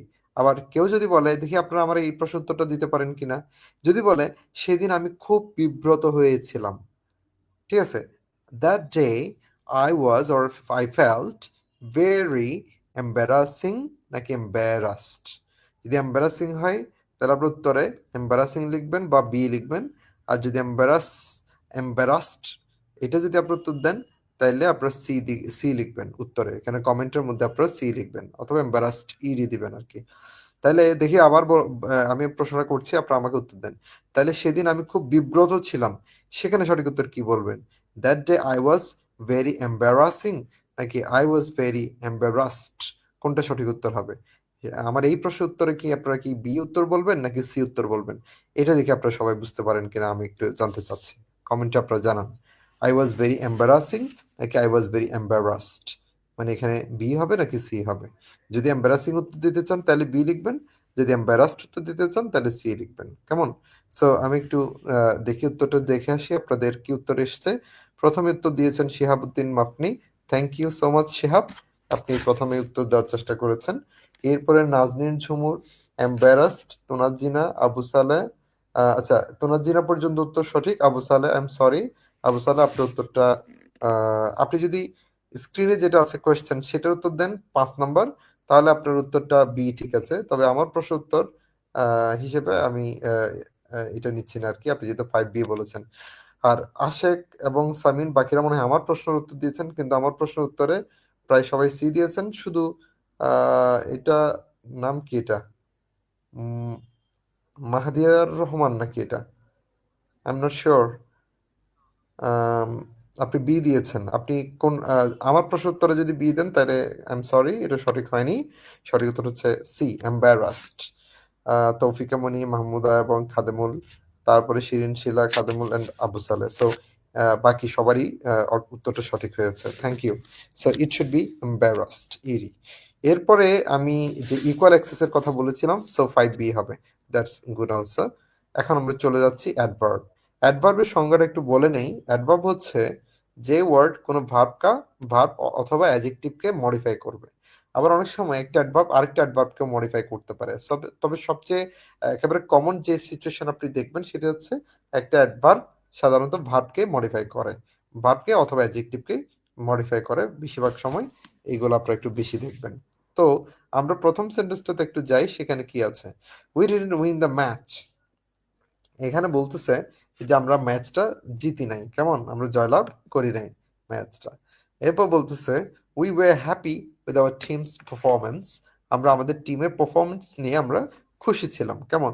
সো এখানে আমরা আহ, ঠিক এক্সাক্ট প্রশ্নটা আমরা আসলে এখানে পাইনি, এটা কোয়েশ্চেন মেকিং করাতে বোধহয় কোনো একটা অসুবিধা হয়েছে। সো এখানে সম্ভবত আপনাদেরকে একটা ওয়ার্ড এখানে ইনক্লুড করার কথা হয়তো বলা হচ্ছে, যেটি ইনক্লুড করলে বাক্যটা সঠিকভাবে আহ, অর্থপূর্ণ হতে পারে। সো কোনটা হতে পারে দেখি, বলেন তো দেখি।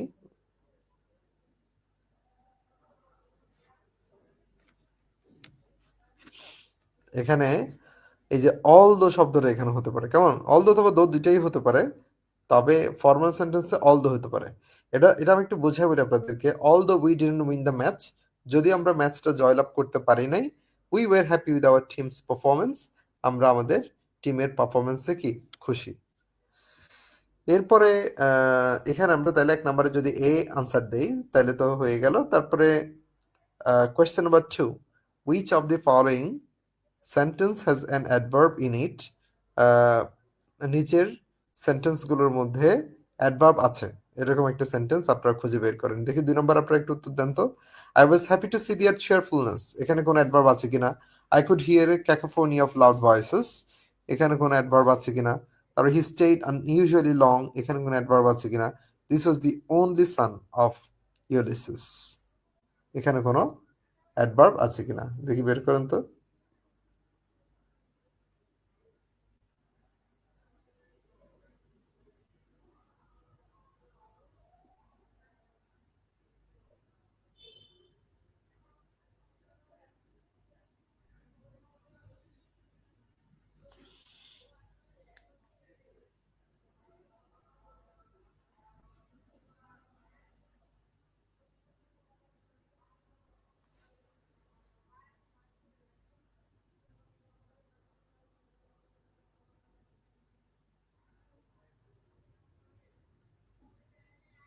ওকে, সো এবার আমি আপনাদের উত্তরগুলো একটু দেখে নেই।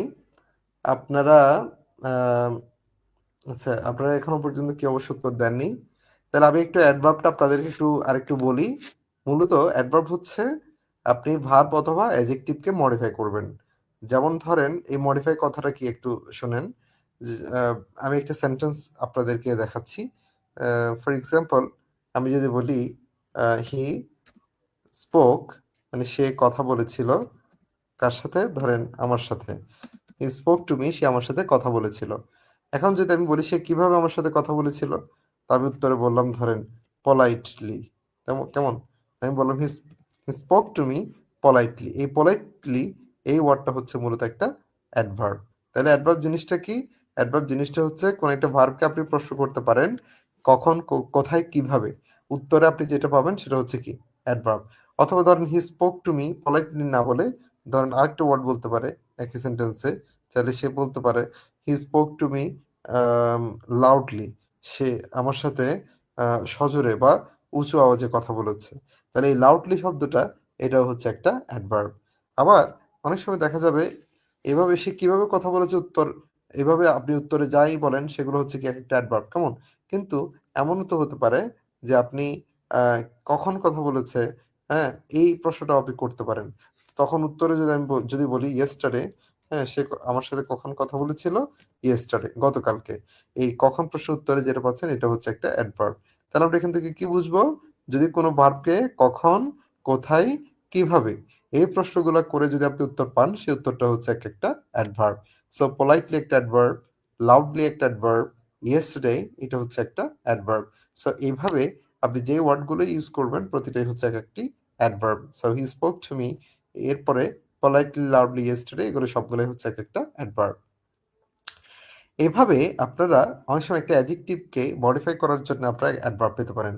আমি যেমন যদি বলি হি ইজ, ধরেন আমি বললাম সে সুন্দর, তাহলে হ্যান্ডসাম এটা হচ্ছে একটা কি? অ্যাডজেক্টিভ। He is handsome. ঠিক আছে? এখানে আমি যদি বলি শি ইজ বিউটিফুল সেটা একটা অ্যাডজেক্টিভ। আমি যদি বলি হি ইজ ভেরি হ্যান্ডসাম, এই ভেরি শব্দটা আপনি হ্যান্ডসাম শব্দটাকে একটু জোর দেওয়ার জন্য এটা ব্যবহার করেছেন, এই ভেরি শব্দটা। এটা হচ্ছে একটা অ্যাডভার্ব। সো কোন একটা শব্দ যদি একটা অ্যাডজেক্টিভের আগে এসে ওই অ্যাডজেক্টিভটাকে যদি আপনি যদি মডিফাই করেন বা ওই অ্যাডজেক্টিভটাকে যদি আপনি একটু জোর দেন বা ওই অ্যাডজেক্টিভটা সম্পর্কে যদি আপনি কিছু তথ্য দেন, তখন সেই শব্দটাও হচ্ছে একটা অ্যাডভার্ব। তাহলে হি ইজ ভেরি হ্যান্ডসাম, এখানে ভেরিটা হচ্ছে একটা অ্যাডভার্ব। এর আগে পলাইটলি, লাউডলি। আচ্ছা, এখানে একটা কথা বলি, বেশিরভাগ অ্যাডভার্বের শেষে কিন্তু অ্যালয় যুক্ত থাকে। অল্প কিছু ব্যতিক্রম থাকে, হয়তো 20-30টা ওয়ার্ড ইংলিশে পাবেন যেগুলো অ্যালয় থাকে না, তারপরে অ্যাডভার্ব হতে পারে। যেমন সেলডম, কিংবা ধরেন আপনি যদি বলেন অফেন, অলওয়েজ, সামটাইমস, এই সমস্ত শব্দগুলোতে অ্যালয় না থাকলেও সেগুলো হচ্ছে অ্যাডভার্ব। কিন্তু বাকি বেশিরভাগ শব্দের ক্ষেত্রে দেখবেন অ্যালয় যুক্ত হয়ে তারপরে সেটা অ্যাডভার্বের কাজ করে। সো পলাইট থেকে পলাইটলি, লাউড থেকে লাউডলি, কাইন্ড থেকে কাইন্ডলি, বিউটিফুল থেকে বিউটিফুলি, নাইস থেকে নাইসলি, এভাবে বেশিরভাগ অ্যাডজেক্টিভ থেকে যখন আমরা অ্যালওয়াই যুক্ত করে অ্যাডভার্ব গঠন করি, এটা কিন্তু আপনি দেখেই চিনবেন। ঠিক আছে? অর্থাৎ বেশিরভাগ অ্যাডভার্ব গুলো আপনি দেখবেন অ্যালয় যুক্ত করে সেগুলো কি হচ্ছে? অ্যাডভার্ব হচ্ছে। সো এগুলো আপনি কিন্তু দেখেই চিনতে পারবেন। সো এইটা একটা ব্যাপার আর কি, অ্যালয় যুক্ত থাকলে অ্যাডভার্ব। আর অনেক সময় অ্যালয় যুক্ত না থাকা সত্ত্বেও অ্যাডভার্ব হতে পারে, সেই ধরনের স্পেশাল ওয়ার্ড গুলো মনে রাখবেন। সেই ধরনের কয়েকটি ওয়ার্ড আমি আপনাদের কি বলেছি তাহলে বলেন তো দেখি? আপনাদের মনে আছে? অলওয়েজ, সামটাইমস, অফেন, সেলডম, এই ধরনের যে ওয়ার্ডগুলো আছে এগুলো আপনারা একটু মনে রাখবেন। এগুলো হচ্ছে কি? অ্যালয় যুক্ত না হলেও এগুলো অ্যাডভার্বের কাজ করে। এই যে অলওয়েজ, সামটাইমস, হ্যাঁ, অফেন, ঠিক আছে? এই ধরনের ওয়ার্ডগুলো এগুলো একটু আপনারা মনে রাখবেন। এগুলো হচ্ছে কি? অ্যাডভার্ব। সো তারপরে আমি আপনাদেরকে যে কোয়েশ্চেন করেছিলাম সেটা হচ্ছে নিচের কোন বাক্যে অ্যাডভার্ব আছে? এটা আসলে খুব স্পষ্ট করে আপনারা দেখতে পাচ্ছেন। হি স্টেড আনইউজুয়ালি লং, এখানে আনইউজুয়ালি শব্দটা এখানে এটা অ্যালওয়াই যুক্ত আছে। এটা যদি আনইউজুয়াল হতো তাহলে অ্যাডজেক্টিভ হতো। আর এটা যদি আনইউজুয়ালি মানে অ্যালওয়াই যুক্ত হয়েছে তাহলে এটাকে আমরা বলতে পারি কি? অ্যাডভার্ব। কেমন? এরপর আসে দেখেন which underlined word is an adverb. এখানে আপনারা দেখতে পাচ্ছেন আন্ডারলাইন করা কোন শব্দটা অ্যাডভার্বে কাজ করছে সেটা আপনাদেরকে আহ, জিজ্ঞেস করা হলো। কেমন? প্রথমেই বলছে প্রথম প্রশ্নটা একটু দেখেন, এই প্রশ্নটা খুব ইন্টারেস্টিং। যারা 3 নম্বর প্রশ্নটা একটু বোঝার চেষ্টা করবেন, হ্যাঁ, আমি তাদেরকে অগ্রিম আমি শুভেচ্ছা জানাতে চাই। কারণ আসলে যেটা যতটুকু ইম্পর্টেন্ট সেটাকে সেইভাবে পড়াটা উচিত। সো 3 নম্বর প্রশ্নের ক্ষেত্রে একটু দেখেন সবাই। Which underline word is an adverb. এখানে 4টা সেন্টেন্সে ফাইন শব্দটা আন্ডারলাইন করা আছে। সেখানে কোন ফাইন শব্দটাকে আমরা অ্যাডভার্ব হিসেবে পাচ্ছি? প্রথমেই দিস হাউস ইজ ফাইন। এখানে এই ঘরটা সুন্দর। এখানে ফাইন অর্থ হলো সুন্দর। সো কোনো নাউনকে যদি মডিফাই করেন, নাউন সম্পর্কে কোনো যদি তথ্য দেন বা একটা নাউনকে যদি আপনি সুন্দর বলেন, তাহলে সেটা হচ্ছে স্বাভাবিকভাবেই অ্যাডজেক্টিভের কাজ করছে। এই হাউসটা নাউন, সো নাউনের ব্যাপারে আপনি তথ্য দিয়েছেন, বর্ণনা করেছেন, সুতরাং ফাইনটা হচ্ছে এখানে অ্যাডজেক্টিভ। ওকে, এটা অ্যাডভার্ব নয়। তারপর বি অপশনে চলে যাই। বিতে বলছে this shirt suits me fine. এই শার্টটা সুইটস মি, আমাকে মানায় বা আমাকে মানে অ্যাডজাস্ট করে আর কি। কেমন করে? ফাইন, সুন্দরভাবে। তার মানে শার্টটা আমাকে সুন্দর মানিয়েছে। এক কথায় যদি আমি যদি একেবারে সহজ বাংলায় বলি, তাহলে দাঁড়াচ্ছে এই শার্টটা আমাকে ভালো মানিয়েছে বা আমাকে ভালো মানায়। তাহলে এখানে সুইটস মি ফাইন এই সেন্টেন্সের মধ্যে এই ফাইন শব্দটা এই সেন্টেন্সের মধ্যে আমরা কি হিসেবে পাচ্ছি? অ্যাডভার্ব হিসেবে পাচ্ছি। So this shirt suits me ফাইনের এখানে এই ফাইন শব্দটা কিন্তু আসলে অ্যাডজেক্টিভ না, বরং এটা হচ্ছে একটা অ্যাডভার্ব। ঠিক আছে? তাহলে এই বি সেন্টেন্সটাতে আমরা মূলত অ্যাডভার্ব পাচ্ছি। আর সিডির ক্ষেত্রে কি হচ্ছে দেখেন, he had to pay a fine for being late.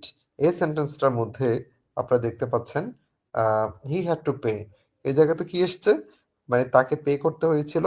কি পে করতে হয়েছিল? আ ফাইন, একটি জরিমানা।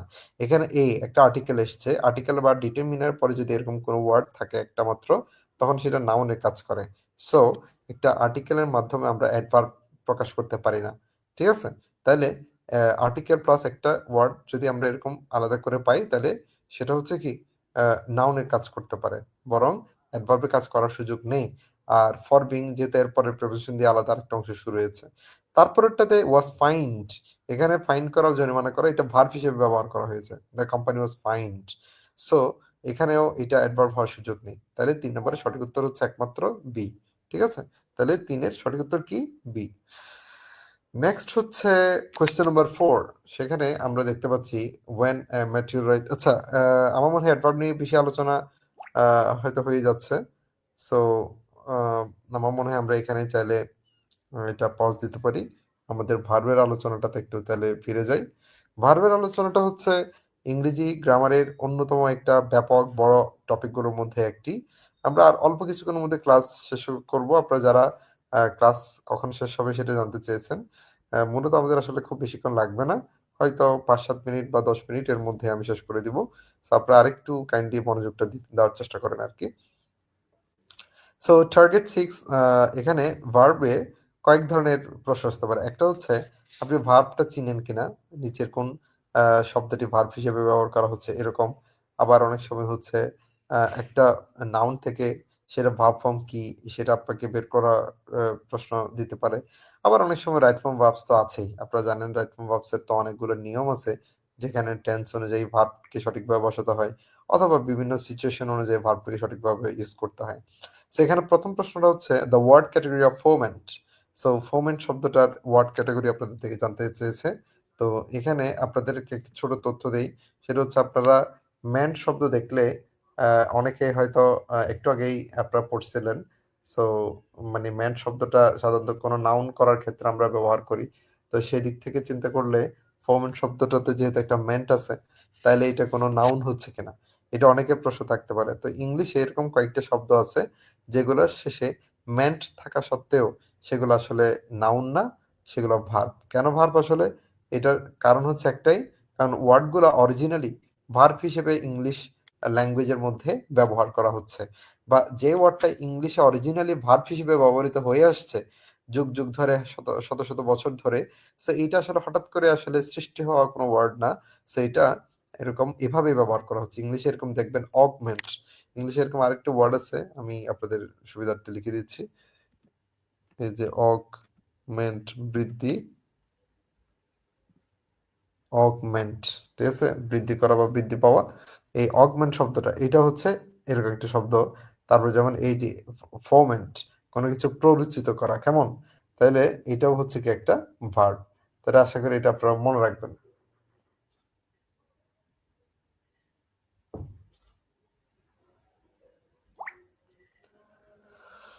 তারপরে আমরা চলে যাচ্ছি আচ্ছা আপনাদের তো কমেন্ট দেখা হলো না এটা নিয়ে আচ্ছা ১ নম্বরে আপনারা তো বি উত্তর দিয়েছেন। এটা কি বি ছিল? বাহ! আপনারা সঠিক উত্তর দিয়েছেন দেখি কয়েকজন। ভালো উত্তর দিয়েছেন।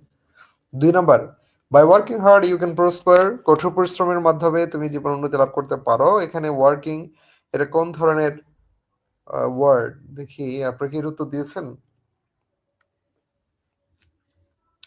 তারপরে হি ফর মার্ডার এখানে হ্যাং শব্দটা কিভাবে ইউজ করা হবে ৩ নাম্বারে। ৪ নাম্বারে you have made your own bed and now you must dash on it. দেখি তাহলে এটা দিয়ে শেষ করে দিব। এই ২, ৩, ৪, ৫ এই লাস্ট ২, ৩, ৪, ৫ এই ৪ টা প্রশ্নের উত্তর আপনারা দেখি দেন তো। পারেন কিনা একটু দেখি। এটা দিয়ে শেষ করব। এই ৪ টা প্রশ্নের আলোচনা দিয়ে শেষ করব।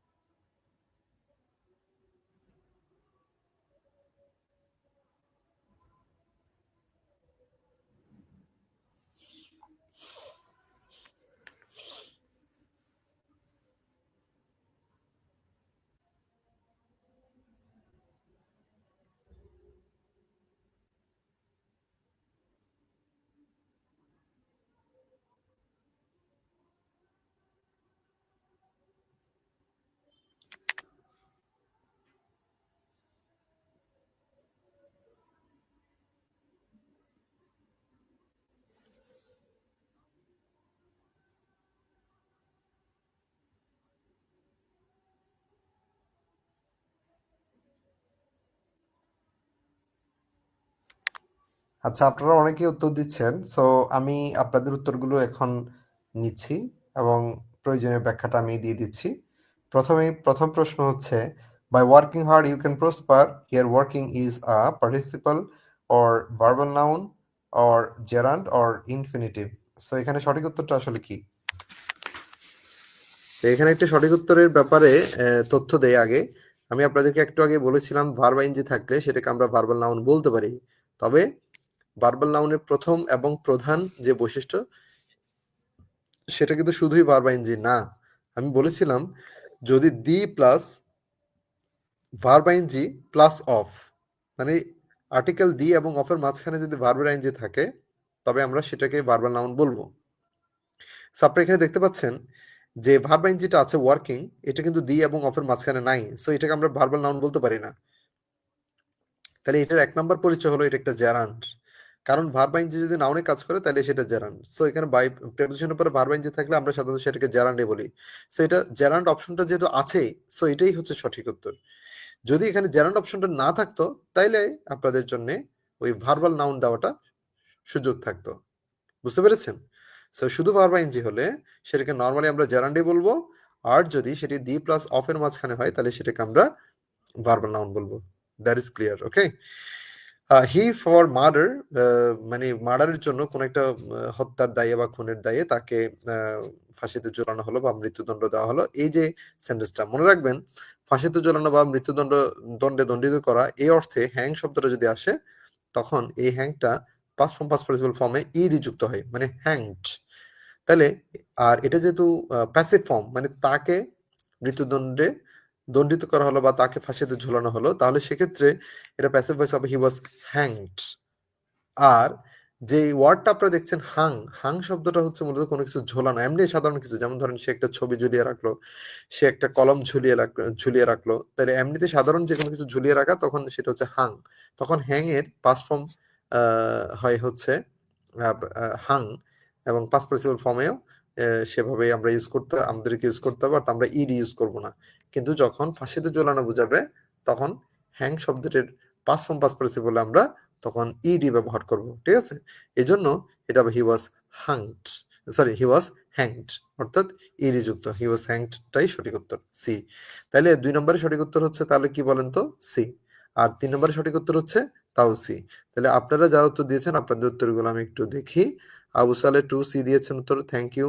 আশেক 2 সি 3 ডি আপনি 3 টাতে একটু ভুল করেছেন। সরি। হাংড হয় না, হ্যাংড হয়। তারপরে 2C খাদিমুল ইসলাম সঠিক। শিহাব 4 নাম্বার কোনো উত্তর দেন নাই। তৌফিকা মনি 2C, that is right answer. And Shihab 4A, Abu Saleh 4A। 4 এর উত্তর আমি এখনো যাইনি। সো আমি একটু পরে যখন বলবো তখন আপনারা ম্যাচ করে নিবেন।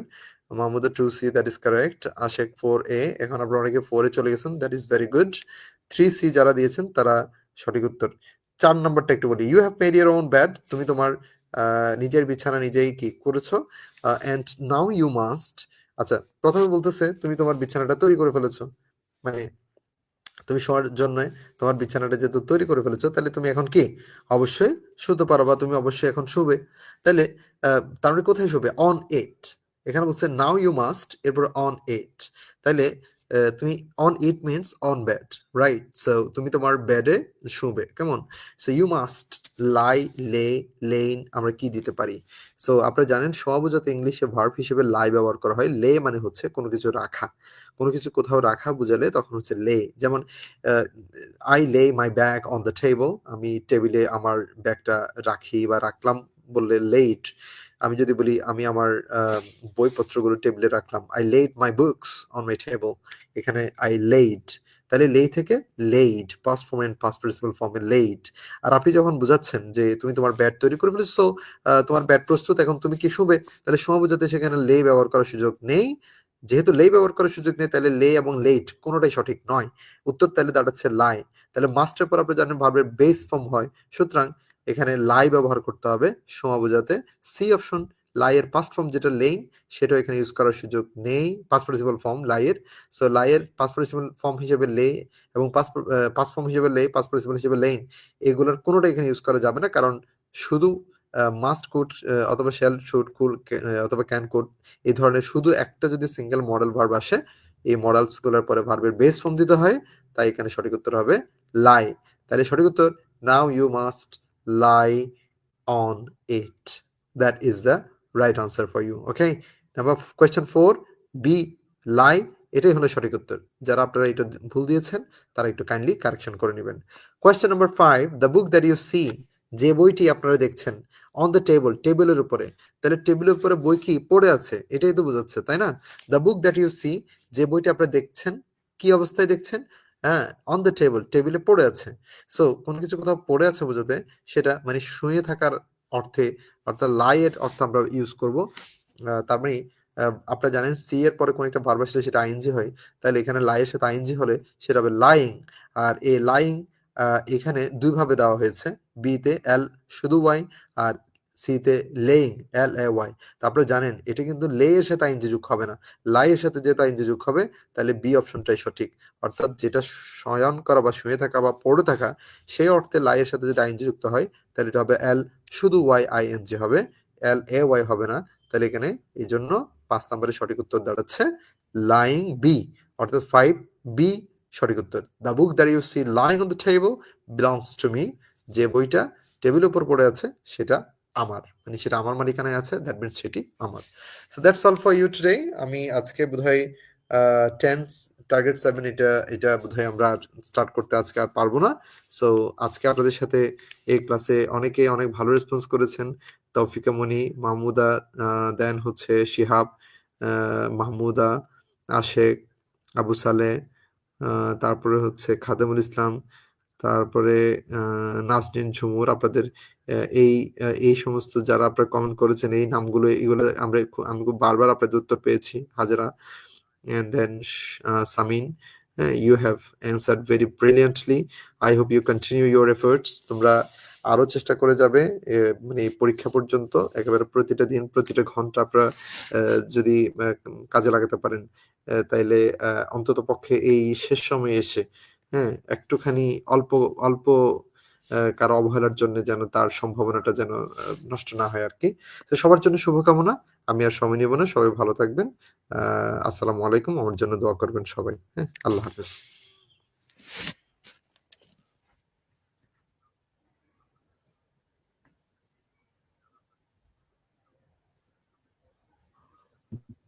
সালাম আলাইকুম স্যার, তাহলে ক্লাসটা শেষ প্রোগ্রামটা না?